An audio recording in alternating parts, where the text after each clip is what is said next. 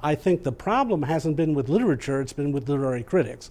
And quite frankly, literary criticism is basically in the process of destroying itself.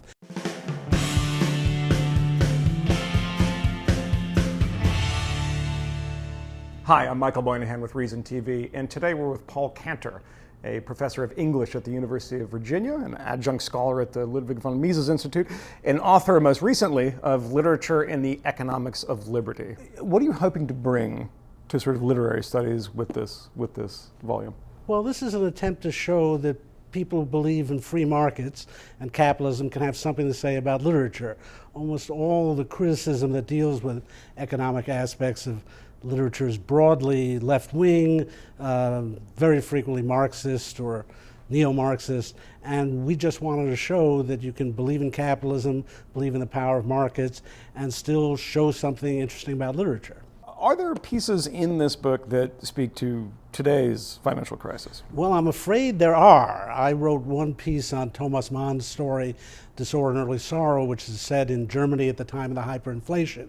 And it's really a remarkable, brilliant analysis of the psychological and cultural effects of inflation, how it distorts markets, how it distorts people's lives, how it gives the young an advantage over the old, the poor old living on pensions, fixed incomes, young people able to adjust to the new volatility in markets.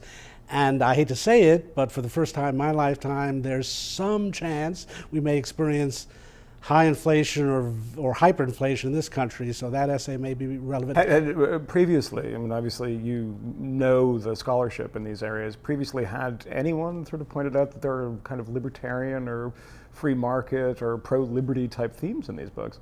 Virtually no one. Fred Turner is one of the few people that's ever written a pro-capitalist work of literary criticism on Shakespeare. And there's a guy named Russell Berman who recently came out with a book called Fiction Sets You Free. But otherwise, we're in an open market here. Why are professors in your field so predominantly of the left?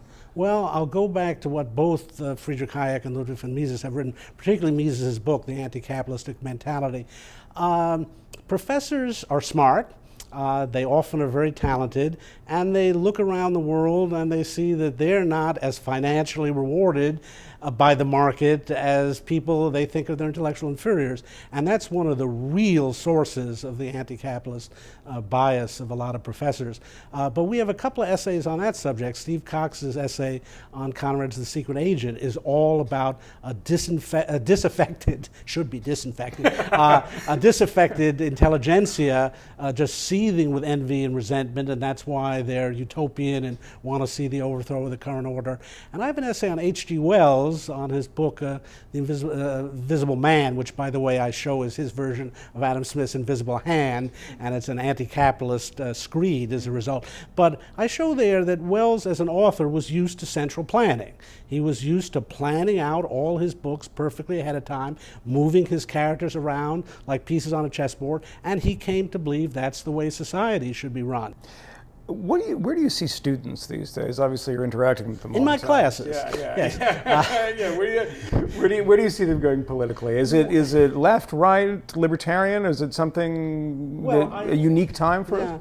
I don't think it's a massive shift. I think libertarianism has become much more popular. I've noticed that students pick up my work online and are interested that there's some professor at their university who's interested in libertarianism. I think the left is somewhat paralyzed and has no real viable agenda, and that's weakening its hold on students, and to some extent we're seeing some reaction against political correctness. Students don't like that, and so they're gravitating in the other direction. Again, I don't think this is something massive, but I've never seen more students interested in libertarianism. Quite frankly, a lot were energized by Ron Paul's campaign and were quite struck that I knew him and wanted to hear more about that.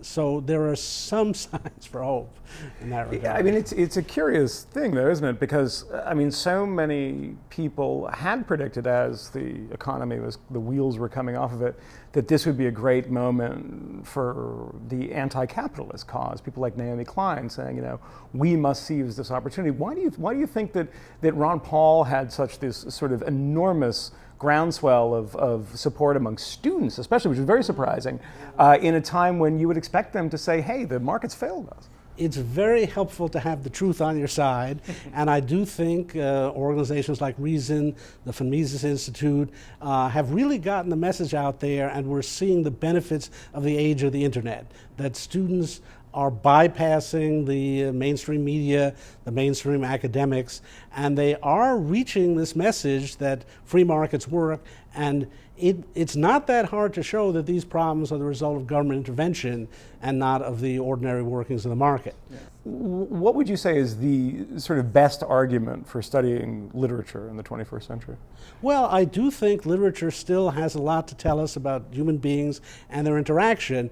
I think the problem hasn't been with literature, it's been with literary critics. And quite frankly, literary criticism is basically in the process of destroying itself, if for no other reason than it's taken a stand against books. This is a good example with Marxist criticism. You're constantly showing the false consciousness of authors. If they support capitalism, it's because they're the paid lackeys of the capitalist class. One thing we do in our book is we look at authors as genuine thinkers, and we take their thinking seriously. I think if there were more of that, students could come to respect authors more. Paul, thanks for coming. Thank you for having me here. For Reason TV, I'm Michael Moynihan. Perfect.